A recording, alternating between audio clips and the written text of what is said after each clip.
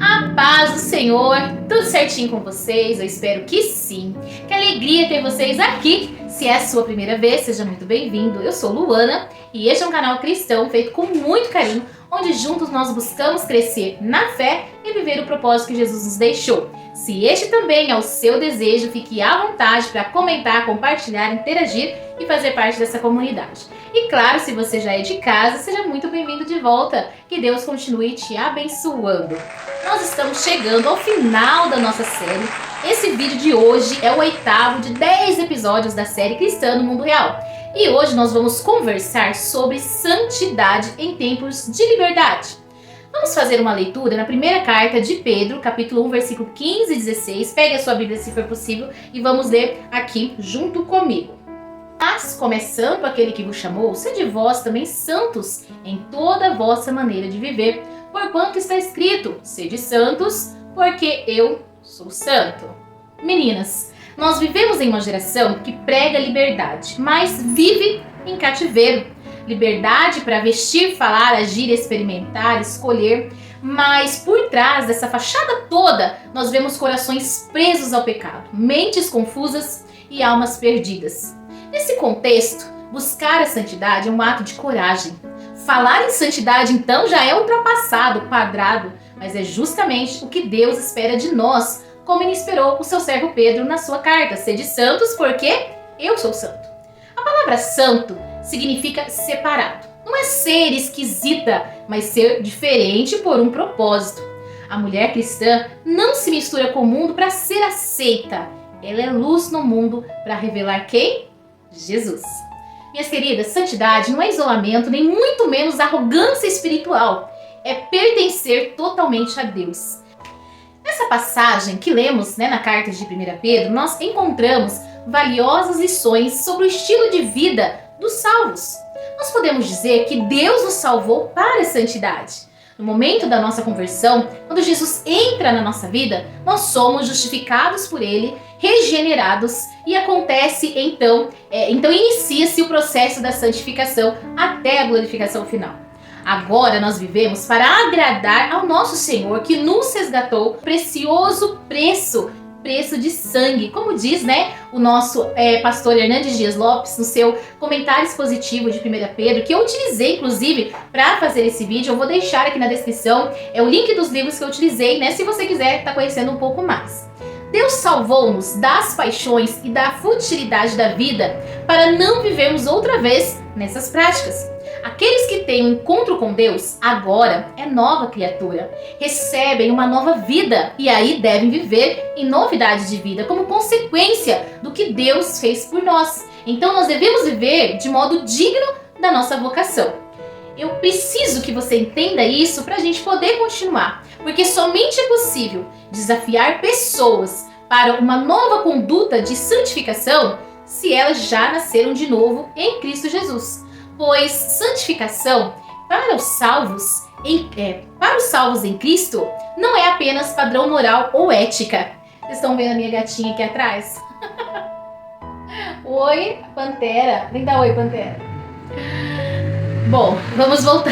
Então, nós estávamos dizendo que somente é possível você desafiar pessoas a viverem em santidade quando elas já nasceram de novo em Cristo Jesus. Pois santificação para os salvos em Cristo não é apenas um padrão moral ou de ética.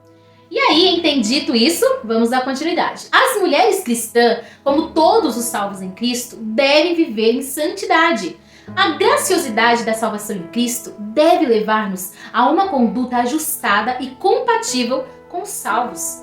Um novo padrão se revela a nós, o padrão de Deus, que costumo classificar como um padrão ouro de qualidade. Nesse objetivo de perseguirmos a santidade, nós precisamos observar pelo menos 3 verdades. Primeiro, é a preparação para a santidade. Nós encontramos em 1 Pedro no versículo 13 sobre isso. E como já dissemos, a santificação é um processo que começa na conversão e termina na glorificação. E durante essa nossa jornada, nós precisamos tomar atitudes segundo o versículo 13. Portanto, cingidos os lombos do vosso entendimento, sede sóbrios e esperar inteiramente na graça que nos foi oferecida na revelação de Jesus Cristo. Ou seja, preparando a nossa mente, sendo sóbrios e esperar plenamente na graça de Cristo. Ser sóbrio é estar no pleno domínio da nossa capacidade racional. Aqueles que se entregam à embriaguez não têm a mente disposta para Deus. E ser sóbrio também significa ser calmo, estável, controlado, ponderar as coisas. E aí, minhas queridas, nós passamos para a segunda verdade aqui da nossa conversa, que é o perigo à santidade. No versículo 14 vai dizer assim: como filhos obedientes, não vos conformando com as concupiscências que antes havia em vossa ignorância. É incoerente, é incompatível, é inconcebível um salvo amoldar-se às paixões da sua velha vida. O salvo é uma nova criatura, tem uma nova mente, um novo coração e uma nova vida. A expressão grega que é utilizada aqui para não vos amoldar, segundo o pastor Hernandes, significa não entrar no esquema. Os cristãos são chamados a mudar de esquema, a assumir o esquema de Deus. Como filhos que seguem os pais, nós devemos seguir o padrão de santidade do nosso Pai, que é santo. Então nós temos agora uma nova mente, um novo coração e uma nova vida. E o nosso padrão de santificação não é a cultura, não é as tradições humanas, mas é o próprio Deus. Sede vós também santos em todo o vosso procedimento. Agora Cristo é o nosso padrão de vida. Veja que maravilhosa graça, minhas queridas. Nós podemos ter o privilégio de usufruir, iniciando aqui nessa terra até a eternidade. E a terceira verdade é entendermos o propósito da santidade. O propósito, minhas queridas, da santificação é refletir o caráter de Deus. Quem busca a santificação não pode dispersar-se com muitas outras preocupações e desvaneios. Sua mente, ou seja, nossa mente, precisa ser firme na palavra para compreender todos os preceitos divinos. Todo o nosso procedimento, todo o nosso andar, toda a nossa conduta, ela deve responder o caráter de Deus, a santidade daquele que nos chamou do pecado para a salvação. A santificação é uma clara exigência das Escrituras. Pedro não se baseou nos seus próprios pensamentos, mas na palavra de Deus, pois ela revela a mente de Deus, o coração de Deus, a vontade de Deus, e então a nossa mente, coração e nossas vontades precisam ser controladas também pela palavra de Deus. Lendo engano aqueles que pensam que santidade é só aparência física ou comportamentos externos. Jesus foi bem claro em Mateus capítulo 5, versículo 8, dizendo assim: bem-aventurados os limpos de coração, porque verão a Deus. A santidade, ela começa por dentro. Quando os desejos são purificados, os pensamentos são alinhados com a palavra e o coração é inclinado para agradar ao Senhor.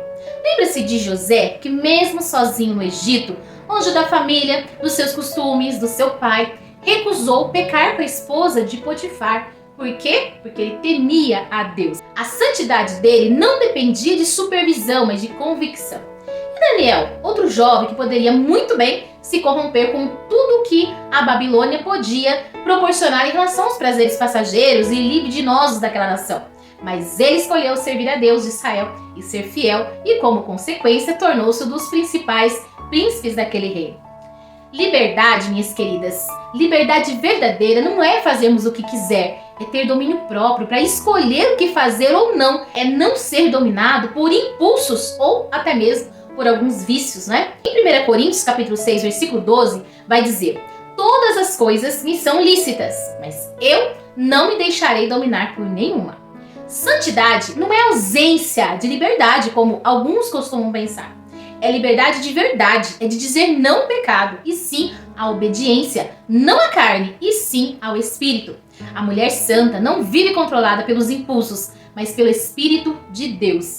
Muitas vezes nós ouvimos as pessoas dizerem que são livres para viver suas vidas, mas quando, por exemplo, eu que sou da área da saúde, falo a respeito da necessidade do fumante parar de fumar por conta de uma cirrose, ou uma asma, ou uma DPOC, e ele diz: não consigo. Veja que é uma falsa liberdade de decisão. Sem a ajuda de Deus, dificilmente nós seremos libertos das correntes do mal. Certa vez, Gabriela, uma jovem cristã recém-convertida, ela decidiu terminar um relacionamento tóxico e impuro que vivia com o namorado.